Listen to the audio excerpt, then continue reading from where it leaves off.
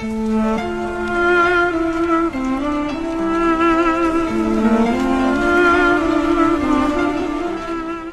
ini ada spesial, kita adakan haul daripada ayah guru kami, yaitu Al-Habib Muhammad bin Salim bin Hafid. Agar kita tahu sedikit, kita kenal dengan sosok seorang ulama yang besar, yang tenar, yaitu Al-Habib Umar bin Muhammad bin Salim bin Hafid. Ya, kita juga kepingin tahu siapa sih sosok di belakang Al-Habib Umar bin Muhammad bin Salim bin Hafid, dan bagaimana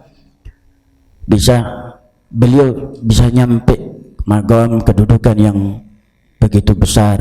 Ya, bahkan kalau kita lihat, siapa yang nggak kenal dengan beliau Al-Habib Umar bin Muhammad bin Salim bin Hafid, ya. Dimanapun orang di belahan negara penjuru dunia kenal dengan beliau. Nah, ternyata di belakang seorang yang seperti Al-Habib Umar ada sosok seorang ayah yang begitu hebat, yang mungkin banyak di antara kita nggak kenal, ya. Dan itu semuanya pasti seperti itu.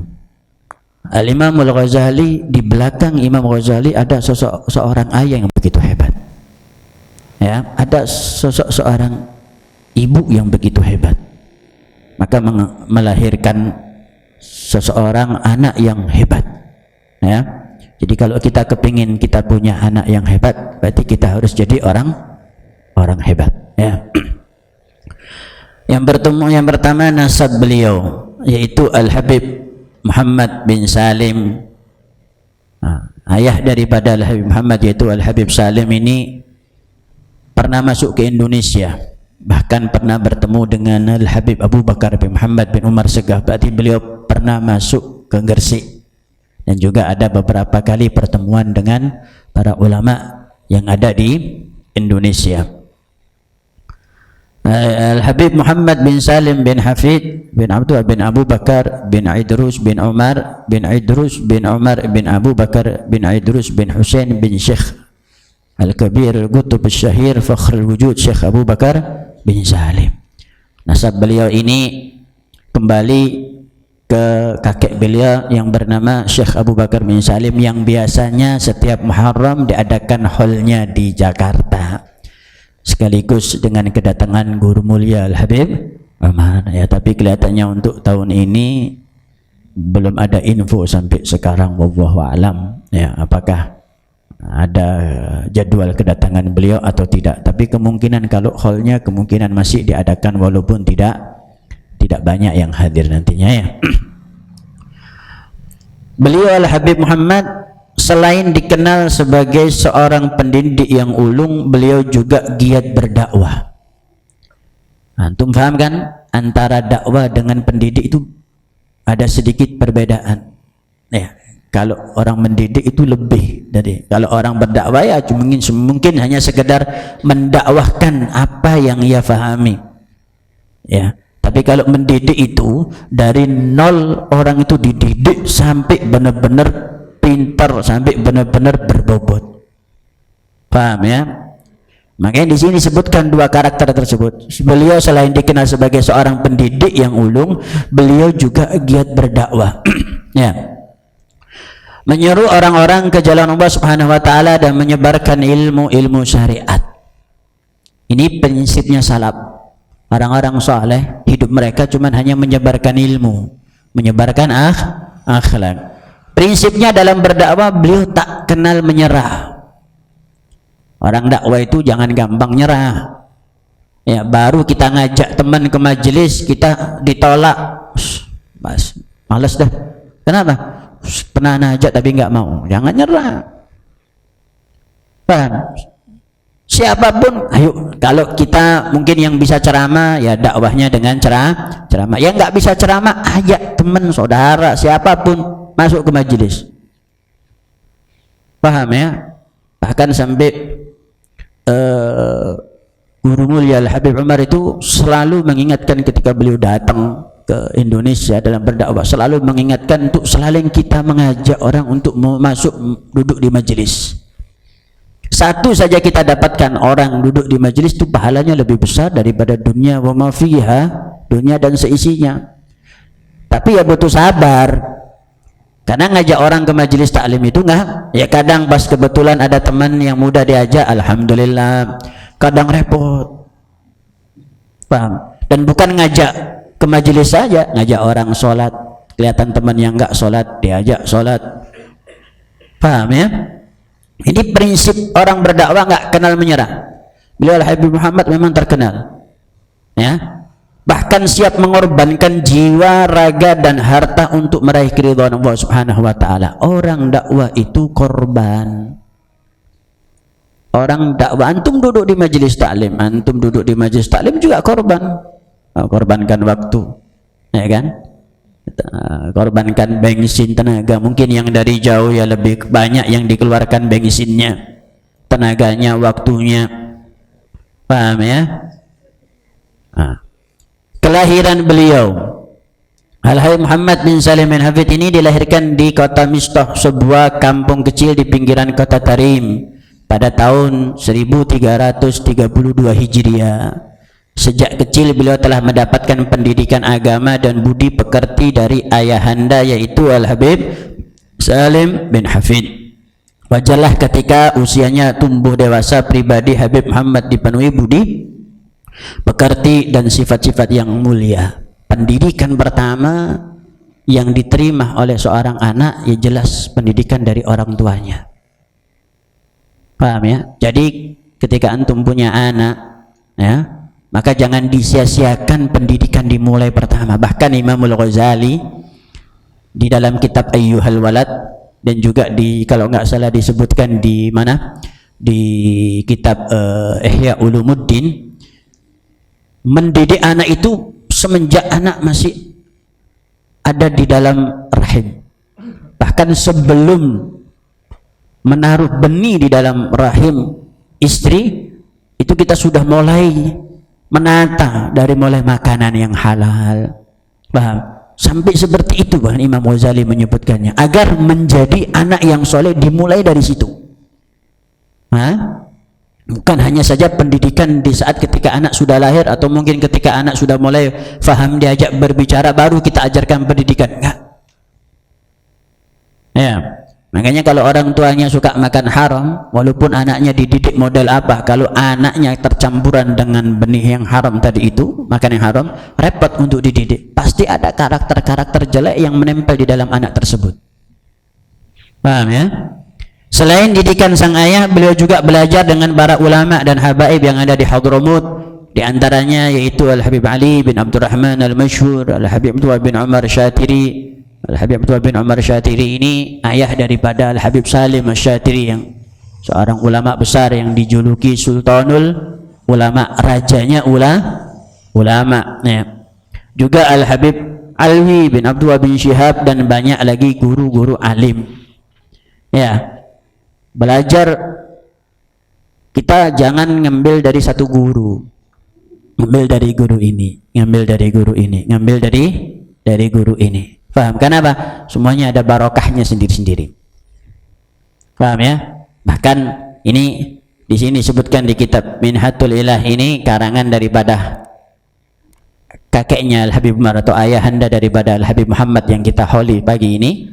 Ini disebutkan beliau mencantumkan 149 gurunya. Paham? Ada 149 guru yang beliau ambil ilmu, barokah, minta ijazah, minta sanad, minta barokah, walaupun cuma sekali bisa ketemu. Termasuk salah satunya yang beliau datang ke rumahnya Al-Habib Abu Bakar bin Muhammad bin Umar As-Saggaf. Ya. Semangat belajar yang tinggi dengan kecerdasan yang telah tumbuh sejak kecil membuat Al-Habib Muhammad bin Salim tidak hanya memiliki satu bidang ilmu keahlian.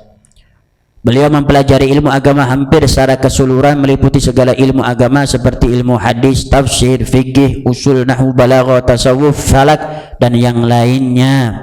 Untuk memperoleh berbagai macam bidang ilmu itu, beliau harus sering berpergian jauh meninggalkan kampung halaman untuk bertemu ulama-ulama yang berada di Makkah, Madinah, India, Pakistan, dan negeri-negeri yang lainnya. Oh, sampean pelajari toko GKP nang Gresik, ngono ae teko telat disian gurune sian. Ya, lah yo nek gurune sampai nang luar negeri, ya, gak sido belajar paling. Wis bil barokah delok ae.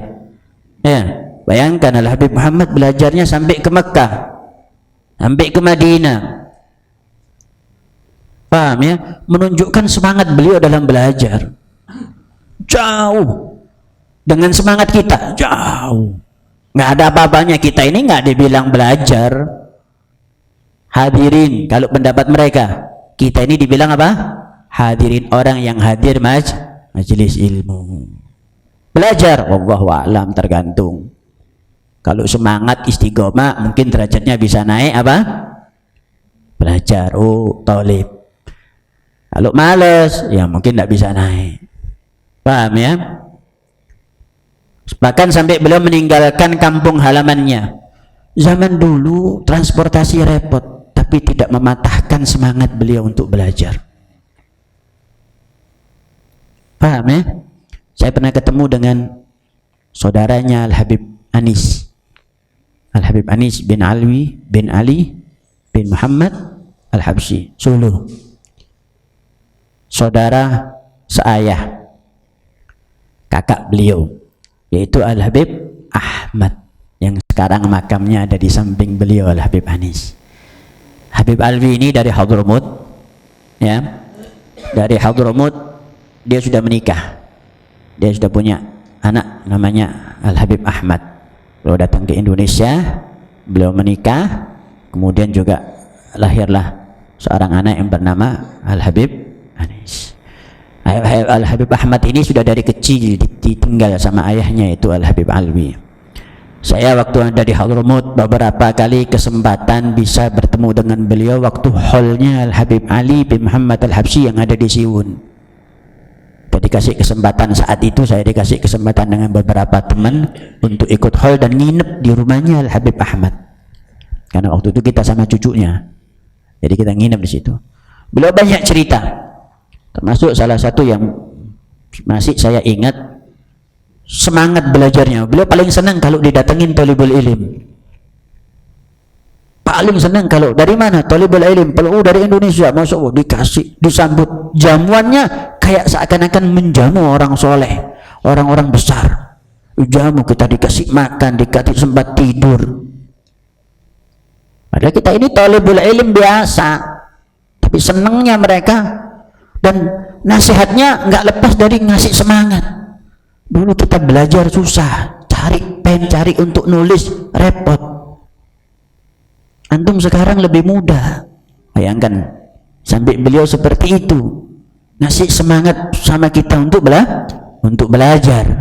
Ya, beliau belajar bahkan sampai perjalanan dari Siwun ke Kota Tarim, sama seperti yang dialami oleh Al Habib Muhammad.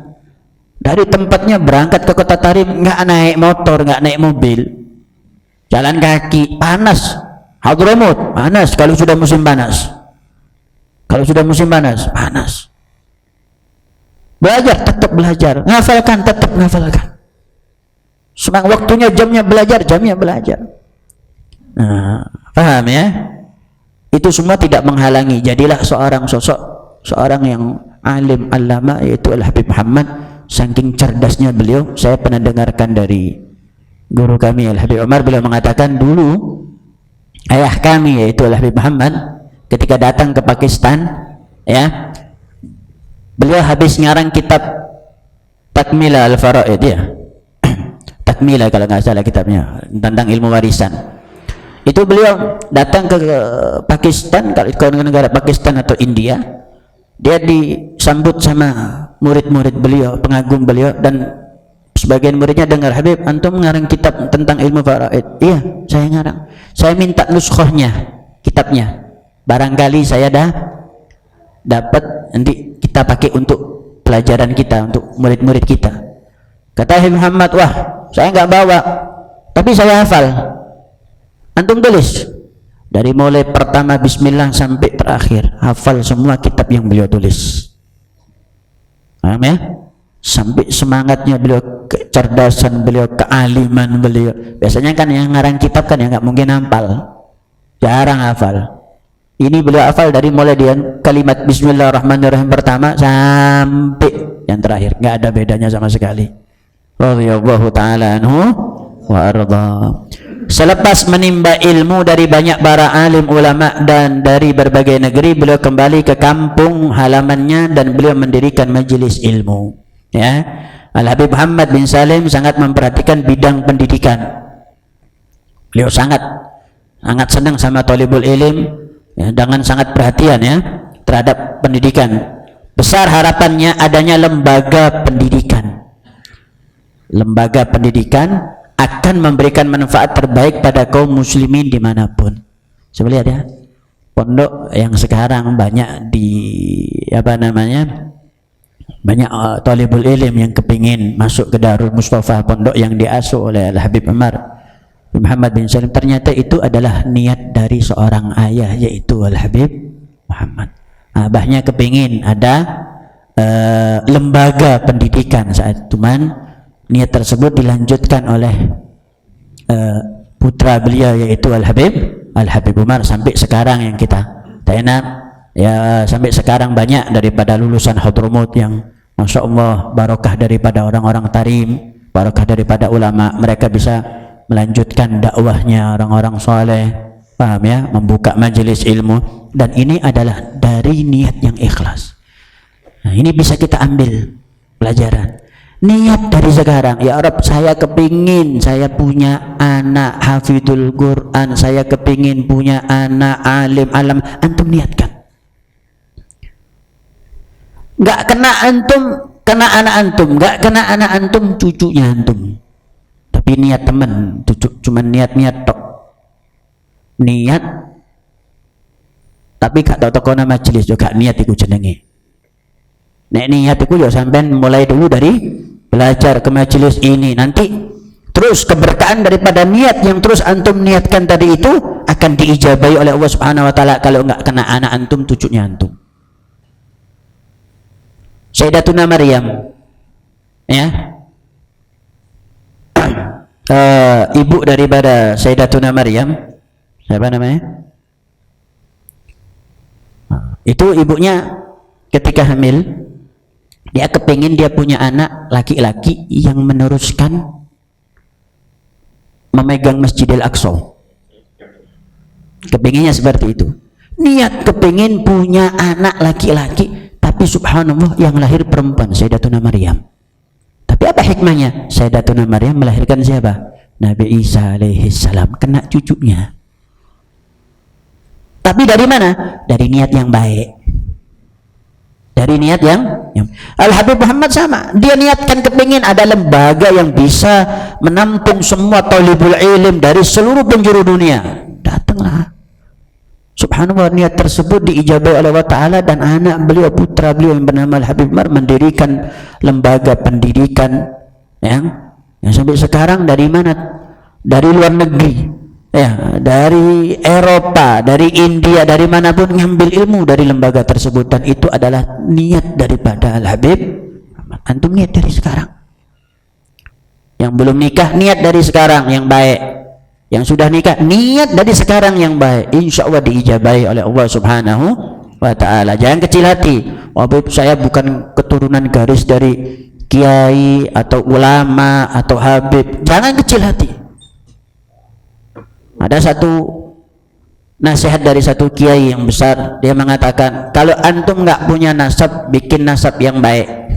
Maksudnya apa? Kalau antum bukan garis keturunan orang yang soleh dari kakek-kakek kamu yang maka kamu bikin kesolehan dari kamu, diri kamu sendiri.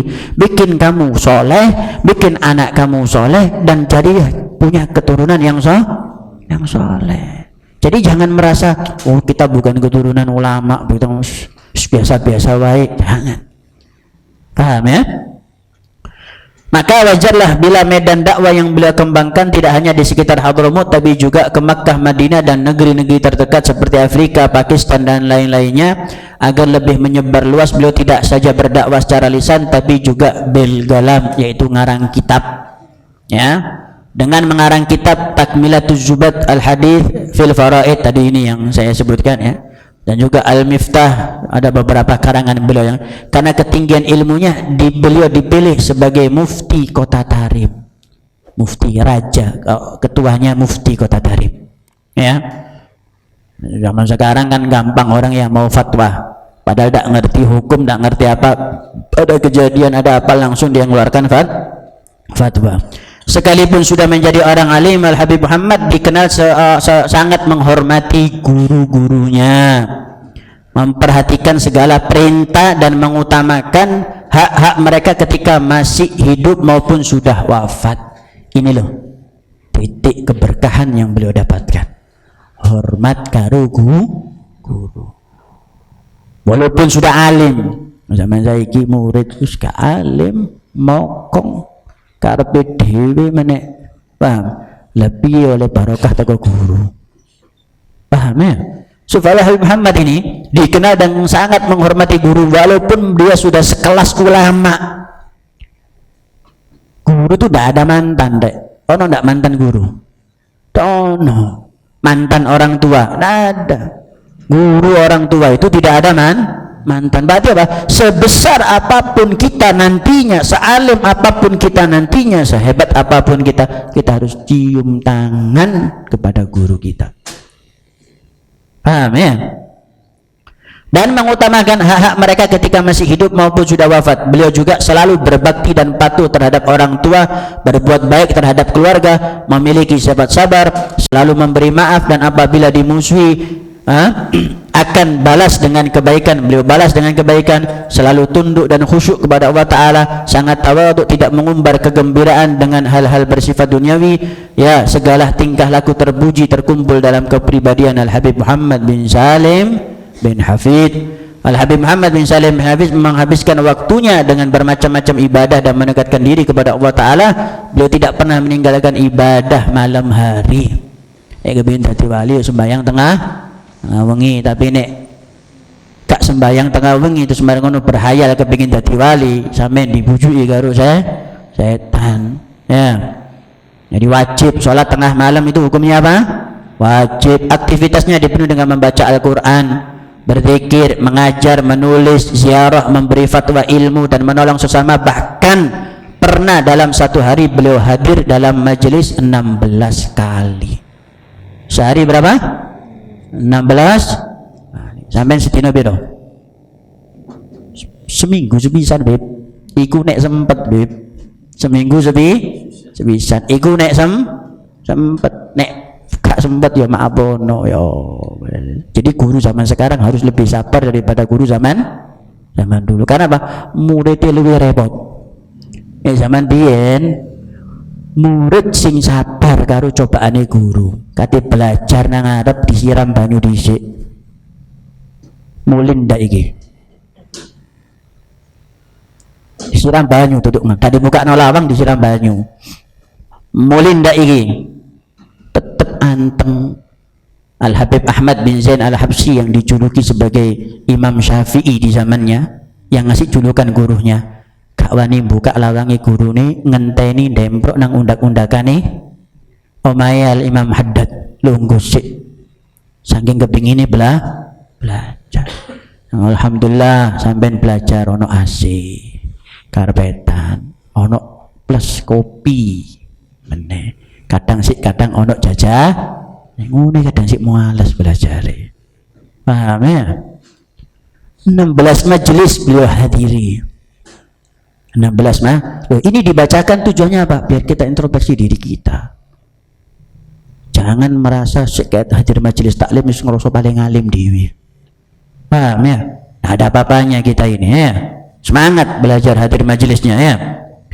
Al Habib Muhammad bin Salim bin Hafid selalu ridha kepada Allah Ta'ala dan marah apabila hak-hak diremehkan. Beliau pemberani, tidak takut segala rintangan yang menghalangi dalam dakwah. Hingga satu waktu beliau dipanggil oleh pemerintah komunis. Di saat itu masih zamannya komunis di negeri itu pada bulan Dzulhijjah 1392 Hijriah, tak pernah kembali. Jadi semenjak dipanggil sama komunis, beliau hilang, tak pernah kembali, dan sejak itulah beliau dianggap telah gugur sebagai syahid duniawi dan akhirat dalam usia 60 tahun. Beliau ini dakwah rintangannya komunis, Pak. Paham? Dikejar. Di saat itu saya pernah dengarkan cerita daripada guru kami Al-Habib Umar, beliau mengatakan apa?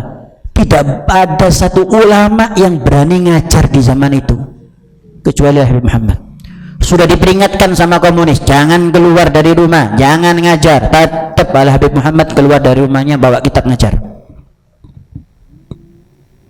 Ayang, tetap keluar ngajar, tidak peduli dia. Semangat beliau. Padahal zaman itu komunis yang menguasai daerah Hadramut, negara Hadramut, paham? Tidak ada yang berani macam-macam. Al-Habib Salim Syatiri itu saya pernah dengarkan dari pembantu yang mendampingi beliau. Habib Salim Syatiri itu dadanya itu ada jahitan. Tahu dilindes mobil di zaman komunis karena tetap ngeyel belajar. Habib Salim makanya pantas dijuluki Sultanul Ulama. Jauh semangatnya dengan kita, jauh. Awak pegel didis, prai dise, flu didi, prai di, apa mana yang nak corona tambah dikai kesempatan. Nah, tambah dipakai, nah, jangan. Paham ya? Tetap semangat belajarnya. Malu kita ini dengan mereka orang-orang soleh. Kita ini kepengen berharap syafaat barokah mereka, tapi perilaku kita jauh nyimpang dari mereka. Bagaimana kita dapat keberkahan dari mereka kalau perilaku kita nyimpang seperti itu? Ketika itu ceritanya, beliau datang bersama seorang anak berusia 9 tahun dengan sabar dan penuh ketabahan. Ketika dipanggil, beliau berkata kepada si anak, yaitu Al-Habib Muhammad berkata kepada si anak tersebut, yang mana anaknya tadi yang diajak sama Al-Habib Muhammad, yaitu siapa? Al-Habib Umar. Jadi Habib Umar waktu itu masih umur 9 tahun. Itu beliau digandeng sama Habib Muhammad, ya, diajak. Kalau nggak salah sholat Jumat. Ya, kalau nggak salah di sini nggak disebutkan. Kalau nggak salah itu sholat Jumat, ya. Setelah sholat Jumat, Al-Habib Muhammad berkata kepada anaknya, "Wahai anakku, tunggulah di sini." Saya masih ingat Jalsatul Isnin di depan Masjid Jami' di Kota Tarim saat itu. Sekarang sudah dipindah. Itu Al-Habib Umar menceritakan dan mengisyaratkan tempat beliau nunggu di mana. Ada satu tempat itu dia duduk di situ, dia disuruh nunggu sama abahnya. Dikasih rida abahnya, disuruh nunggu. Tunggu di sini. Itu tuh Al-Habib Muhammad dipanggil sama komunis-komunis tersebut. Paham ya? Nah, tunggulah di sini, ayah pergi sebentar. Tunggu ayah sampai kembali. Nah, itu kata Al-Habib Muhammad, lalu lepas surban dan menyerahkan kepada Al-Habib Umar. Lama ditunggu, Al-Habib Muhammad tak kembali. Kemudian Al-Habib Umar bertemu dengan orang yang bertugas dengan membawa surban sang ayah tercinta dan bertanya kepada petugas yang berjaga. Namun tidak ada yang memberi jawaban yang sebenarnya. Habib Umar tanya kepada orang-orang yang bertugas saat itu, "Di mana ini ayah saya?" Tapi nggak ada yang bisa ngasih jawaban. Ya. Hingga ada orang yang ibah melihat anak kecil tersebut. Akhirnya datang kakak beliau, yaitu Al-Habib Ali Al-Masyhur yang kemarin hari kedua wafat dari Idul Fitri, ya. Mbak pulang dan hingga ada orang yang ibah melihat anak kecil itu kemudian membawa pulang dan mendidiknya menjadi seorang yang alim, yaitu Al-Habib Ali Masyhur bin Hafid, abang atau ayah kakak daripada Al-Habib Umar. Yaitu dialah Al-Habib Umar yang kemudian hari dikenal sebagai pemimpin Darul Mustafa Tarim Aidit Tarim Hadramut. Paham ya? Kecil dia ditinggalkan sama abahnya, tapi hasilnya ya apa pendidikannya? Radhiyallahu taala anhum wa ini sekelumit daripada sejarah beliau, dan masih banyak lagi akhlak keilmuan beliau. Cuman yang sedikit saja bagi kita sudah membuat kita malu sebenarnya. Ya, semangat beliau dalam belajar, hormat beliau terhadap guru, faham, hormat semangat beliau dalam pendidikan, ilmu agama dan segala macam, semangat beliau dalam berdakwah, semuanya itu beliau benar-benar sebegitu besar semangatnya. Hasilnya sekarang siapa yang tidak kenal dengan Al-Habib Umar, anak beliau? Paham? Niatnya beliau kepingin punya lembaga pendidikan, diijabahi oleh Allah Subhanahu wa taala. Sekarang semuanya pada berbondong-bondong kepingin masuk Darul Mustafa. Paham? Dari Amerika, bahkan saya punya beberapa teman yang sekarang masya Allah mereka sudah berdakwah. Waktu saya masih ada di Hadramut, kalau nggak salah Yahya namanya, dia mu'alaf baru masuk Islam, ketemu sama Habib Ali Jufri, Ya masuk Islam, dia dibawa ke Hadramut, ketemu sama Sayyidil Habib Umar, belajar sama Hadramut. Masya Allah, mu'allaf. Kalah kita ibadah, kita yang procol ya, lahir diadani, ibadahnya kalah kita. Diem, akhlaknya Masya Allah. Bahkan ya waktu itu kita nggak pernah ketemu sama orang asing ya. Saya ada niatan kepingin belajar bahasa Inggris. Kesempatan ini, mumpung nggak ada orang Inggrisnya langsung, ya kita belajar bahasa Inggris. Ya, saya bilang, ana kepingin belajar bahasa Inggris. Ana minta ente ajari bahasa Inggris. Ente mau belajar bahasa Inggris? Ana berharap ana tidak bisa bahasa Inggris. Ana kepingin bisa bahasa Arab. Coba lihat, kecintaannya sampai seperti padahal apa? Mu'allaf loh ini. Kita zaman sekarang gak kepingin bahasa Arab, enggak sih bahasa Arab. Bahasa Inggris iki modal duit iki, kerjaan iki. Kok ndak iso bahasa Inggris, elek jenengmu. Ya, itu saya sampai kaget. Sampai segitunya. Saya kepingin, tak pikir ya, mumpung kesempatan di sini ya. Bisa bahasa Inggris kan langsung enak ngomongnya gitu. Saya pikir namanya semangat belajarnya saya itu masih kuat. Ya, kesempatan wis. Ya, saya kepingin belajar bahasa Inggris sama kamu. Apa? Saya berharap saya lupa bahasa Inggris. Gak kepingin bisa saya. Kok inti mau belajar? Enggak. Nah dikasih akhirnya. Alhamdulillah sampai sekarang saya tidak bisa bahasa Inggris. Alhamdulillah bisanya bahasa Arab. Paham ya? Ada. Insya Allah bisa kita ambil hikmahnya. Paham ya? Yang 10 menit ini insya Allah di kemudian hari kita juga akan nanti bawakan cerita-cerita daripada Al-Habib Muhammad ya, agar tetap kita tahu bahasanya sosok seorang Habib Umar itu tumbuh bukan sendirinya ya, tapi ada di belakangnya adalah sosok seorang alim, seorang yang hebat, ayah yang hebat, yang akhirnya menjadilah sosok seorang Al-Habib Umar bin Muhammad bin Salim bin Hafid.